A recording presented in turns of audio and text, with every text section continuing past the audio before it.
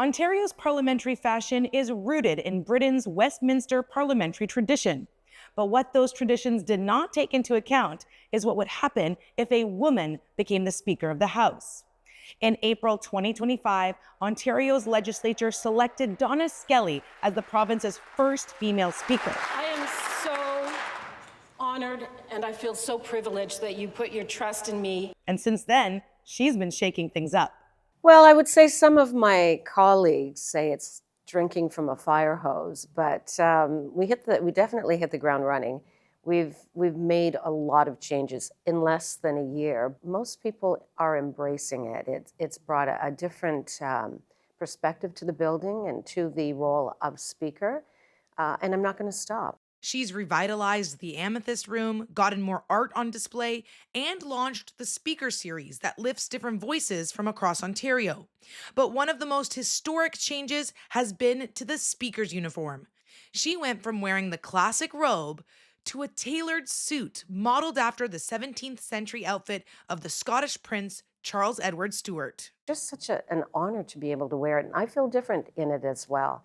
I feel very proud that I'm able to, as the first woman, be able to wear this particular jacket and outfit.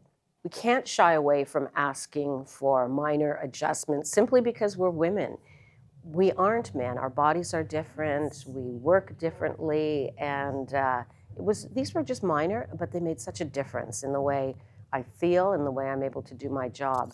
She explains that this stems from her background in journalism, where what she wore as a news anchor acted as a tool for credibility and professionalism.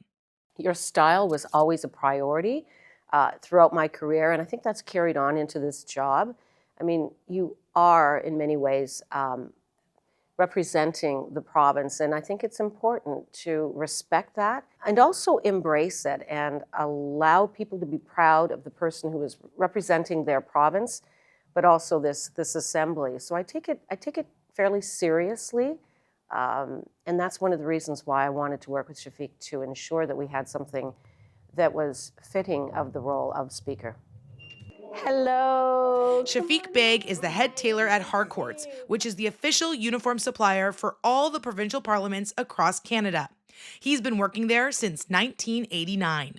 I just take the measurements and then I make sure that they don't feel that they have a uniform on their shoulder. They should be happy to wear those items. I have made quietly several changes in several other uniforms, but she has the courage to speak out because she is the first female speaker to talk about why a female cannot have a proper uniform designed for her. So Shafiq got to work. He dug into the archives and pulled inspiration from all different places, including the back of his warehouse. I had a sample hidden somewhere, which was called Bonnie Prince Charlie's jacket. It was a very old jacket, collecting dust, so I cleaned it and I said, would you be interested if I create something similar to this? She said, this is what I'm looking for. It is not huge, it's not bulky, so I have feminized the whole jacket. But when I see this moment of history being created, it's so beautiful. It is such a beautiful, beautiful jacket. And Shafiq and I designed the pants. We went through magazines and looked at some ideas, got some ideas. And so you'll see the pant has a bit of a flare and a slit out the back. And then we're going to have one and two buttons. But putting a slit in pants is not as easy as it seems. I thought I'm going to destroy the garment, because if I cut it at the bottom, if she doesn't like it, then I have to redo the whole thing. So I played very cleverly. I did not cut the slit. I hemmed the trousers and asked her to put it on. She tried it on. Then I took a pair of scissors and slit it.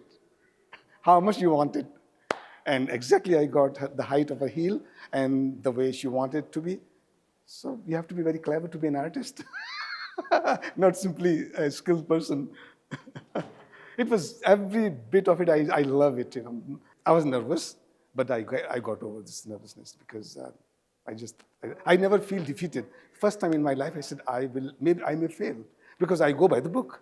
Life is so easy. You turn the pages, take the specification, and follow it, and nobody objected any time.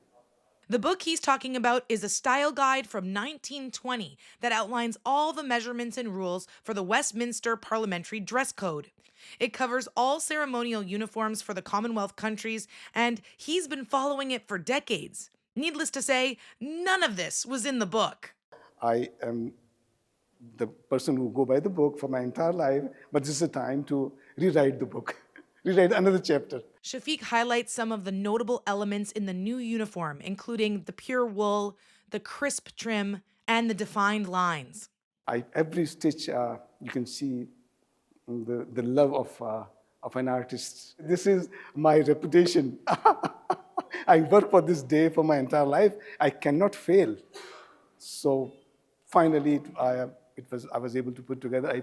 I brought some new trimmings, and I have to draw up some old trimmings, but it turned out one of the most beautiful pieces of art. For the Legislative Assembly of Ontario, I'm Amanda Cupido.